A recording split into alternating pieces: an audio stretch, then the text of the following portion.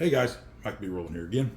Watching going on when I come home and I got my big screen there. I go back and rewatch some of my videos and find the areas where I just kind of touch on a topic and skip on to the next thing and don't go into more detail.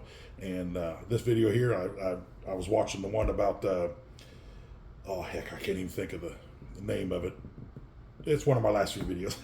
Anyway, this video is going to be the difference between 10-speed, 13-speed, 18-speed transmissions. Which are better? Which would you stay away from? Super 10, out the window. Wouldn't touch it. Hate those transmissions. Just hate them. With a passion, I hate them. Automatic transmission, out the window. Would not touch it. Let's just talk transmission. We'll just make this video transmissions in general. Automatic transmission truck, don't get me wrong, to drive them, great. Just put it, either push a button. Some of them are flip a switch. Some of them are throw the knob forward like a forklift. It's great to drive. Just put your foot on the floor and let her eat, in the traffic jam, gas pedal, brake pedal. It's great to drive them. Now, as a company driver, you want to drive an automatic transmission? Fine, more power to you. As an owner-operator, I'm warning you, don't buy them. Trust me, don't buy them. They're great till they break. When they break, there is 2 computers that runs those transmissions. There's wiring harnesses everywhere, all kinds of sensors and switches, clutches and packs and air valves that run your shutting off your injectors, your fuel pumps, so it can grab a gear, and all this stuff has computers that run all that. Trust me, they do break, and when they do, it is uber freaking expensive to fix them. When I was putting the N14 in the Beast, I rented a company truck. I was saying in an earlier video, it was like 73 days in the shop. Well, my company rented me one of their 2015 Cascadias, and they had automatic transmission. I mean, that thing would pull like it would pull great. It's a good truck, 12-speed automatic transmission. I like driving it. But I left my house one day and I was headed north and coming up to a stoplight, and the truck was lugging. It wasn't downshifting. And I knew it from the time I left my driveway, I knew it was shifting different. Something wasn't right, but I didn't know what it was, Drive until it breaks, Come up, I don't know, 15 miles up the road, come up to a stoplight, and instead of downshifting, it's just whoa, and I'm holding the brakes and slowing her down, and I'm bringing the engine down. Killed it, died, locked up, dead, right on a 2-lane highway at a stoplight. I just shut down, truck stuck in 8th gear, done, right there. I tried recycling power and the batteries and every freaking trick you could think of, called the mechanic. What do? I don't know these systems, and tried everything he told me, nothing. Well, long story short, I had to tow her to the shop, and they gave me another rental truck, and it was a stick shift, ran like a beast. But that truck, it had to go to the shop. Come to find out, it was the clutch. The clutch was out of it. $9,000 repair to replace the clutch on that automatic transmission. Hell to the no. Oh, my dog wants out. Okay, I'm back. Had to let Fido out. He's pretty insistent when he wants to go out. He's a Siberian Husky, and man, he'll howl at you till you let him out. So you just got to drop what you're doing. Love that dog, but man, does he get on your nerves sometimes. But anyway, it's like $9,000 to fix that transmission. Just what a pain in the butt.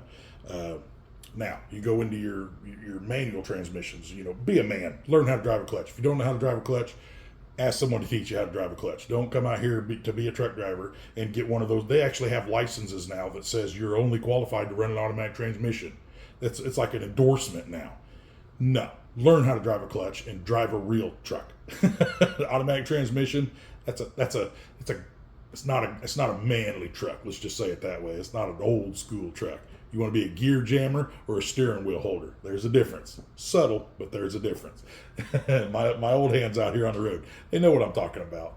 Now when you start going into 10 speeds, 9 speeds, 10 speeds, the problem with those is they're so far in between gears. On a 10 speed, when you get into the high side, you're going to run, especially when you get into 8, 9, and 10th gear, them last 3 shifts, you're going to be running that engine up to 1550, 1600 RPM, and then when you shift to the next gear, you're dropping all the way back down to like 13. I mean, you went from over revving to lugging it in between gears. Now, with your standard 80,000 pound truck, they get away with that all the time.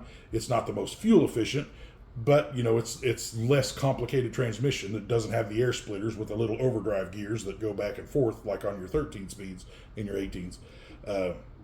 But the 10-speed is a simpler transmission. It's a little cheaper transmission, but it's not the best pulling, the most efficient transmission. The perfect transmission was the 13-speed. They really painted their Mona Lisa when they invented the 13-speed Eaton Fuller.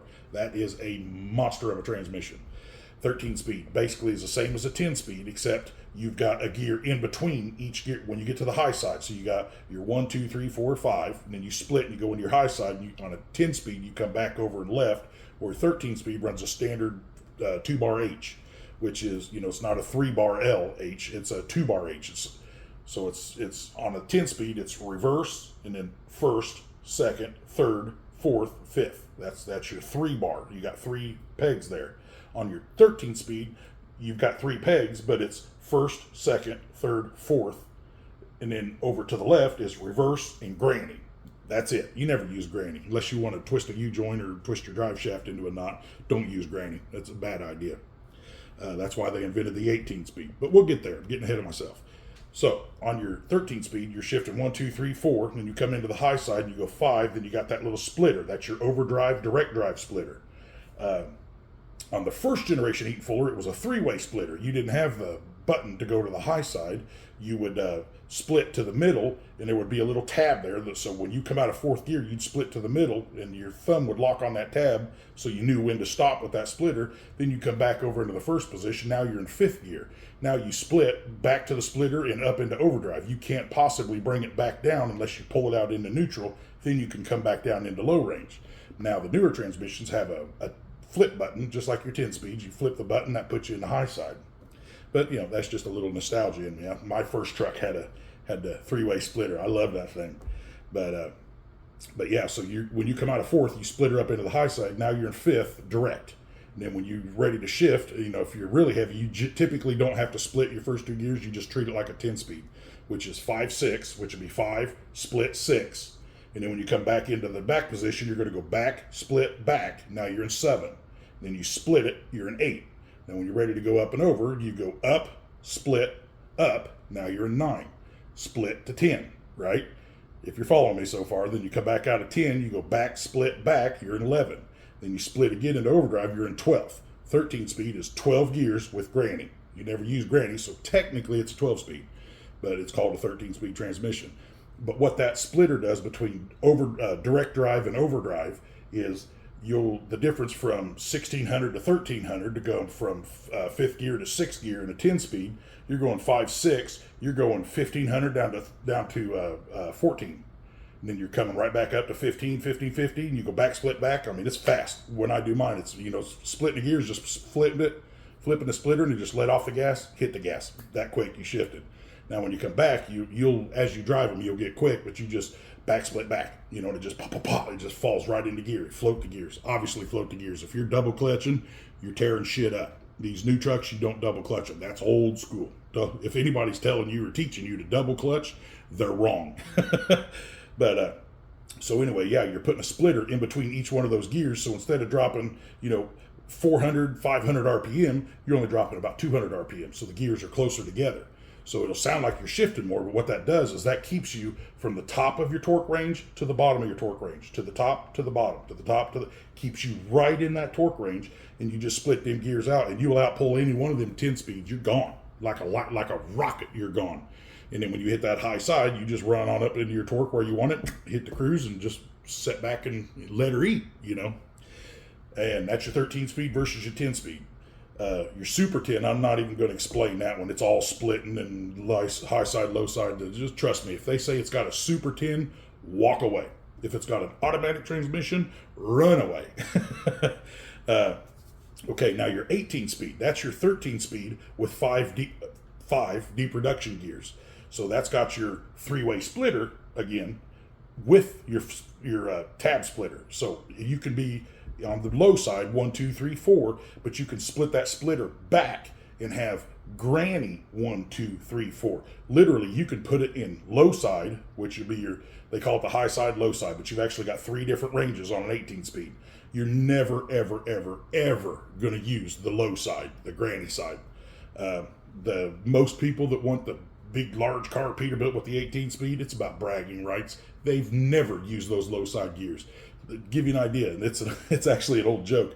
You could put it in low side, first gear, let out on the clutch, walk to the front bumper, and take a leak. and you're done peeing before the drive tires get to you. It's that low. I mean, it is just creeping. It's for like log haulers. They've got a big monster load and they're sitting on an incline like this. They need to get started. They would use the low side. Run them all through the gears, get all the way to low 4, then they would split to the middle and come back up to first gear. And then first, second, third, fourth, they'd split to the high side, and then they'd go 5, 6, 7, 8, 9, 10, 11, 12. But you don't need an 18-speed unless you're in deep sand down in Florida, deep mud, huge inclines with heavy loads. That's the only time you're ever going to use that low range. And the 18-speed is a more expensive transmission. So, if you're just buying a regular truck to go out and run regular freight up and down the roads, 13-speed is optimum. That's what I would look for. 10-speed's not bad. Or if you get an old truck that's got, say, a good 12.7 and everything's great about the truck, but it's got a 10-speed, fine. Live with that 10-speed. Even if it's got a super 10, doesn't matter. If that's the truck you can afford and it's a good truck, everything else but the trainee is what you want. It's got 355s, 12.7 Detroit.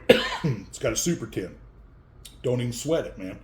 Buy that truck, drive that super 10, run that truck for 3 to 6 months. You're going to have enough money, even in this down economy like we're in now. You run it for maybe 6 to 9 months in this economy because we're pretty slow. But on a standard economy, it'd be 3 to 6 months. This economy, maybe 6 to 9 months. All you got to do is save up a few $1,000s. Go to LKQ, one of the companies like that, but LKQ, I've mentioned it in other videos. It's a salvage yard. They're nationwide. They got yards all over the place, and they reman parts. They take the transmissions, rear ends, and engines out of wrecked trucks, and they completely rebuild them like brand new, and then they resell them as a reman rear end or a differential or transmission or whatever. And it's a really good way to save money, and they do quality work. I got a reman 13-speed that I picked up out of LKQ. Transmission's great. I mean, it does phenomenal. And I pull a lot of weight with it, so they obviously know what they're doing. But you can call them up and have your mechanic just tell them, hey, I got a Super 10 in here. I'm going to go buy a 13-speed reman, and I need you to swap it out for me. It's easy. Literally, he's going to pull that Super 10 out, unplug the airlines, drop your drive shaft. Then he's going to put that 13-speed up in there. It's going to bolt right up to your engine, but it's going to be a different length transmission. So literally, he'll take the drive shaft and he'll measure from the center of this yoke to the center of that yoke, and then he'll take that drive shaft, send it off, and have him cut it, shrink it, and then weld her up and be good to go. And then slap her right back in there, and then put a different shifter head on the end of the knob, and that's all there is to it. The whole job take maybe 3 days. To buy a 13-speed, I bought mine for, I think it was $2,100 to buy a reman 13-speed transmission, and to have the drive shaft shrunk, you're probably $300, $400, $500. So altogether, you might spend $4,000 later, but then you've got the super truck. You've got it dialed in exactly where you want it. You've got a bulletproof transmission, bulletproof engine, and it's a bulletproof truck. A lot of guys are converting to 13 speeds, but some junkyards are worse than others. We got one down here in Terre Haute, Indiana. I'm not going to name the company, but I tried to get just a transmission out of a junk truck, not even a reman, just whatever miles is on it is what's on it, and he wanted $3,300 for his transmissions. LKQ gave me a reman transmission, which is they open it up and they replace all the gears and the bearings and everything. It's all new, reman on the inside, $2,100. That's a no-brainer. But so that's it, man. Automatic, run. Super 10, walk. But don't buy unless you're the type of person that doesn't mind spending some money and converting it later. 13-speed, perfect transmission. 18-speed, if you want to brag and be Billy Big Rigger, I got an 18-speed. Go ahead and buy that 18-speed. But when it's time to rebuild it and replace it, you're going to spend 30 to 40% more than you would on that 13-speed. Just keep that in mind.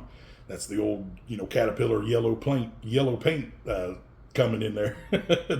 The joke is you put yellow paint on an engine and it's worth 30% more because it's a cat now, So that's it, man. Quick video on transmissions and what to look for and what to run away from and avoid. But keep them questions coming, y'all. Like and subscribe.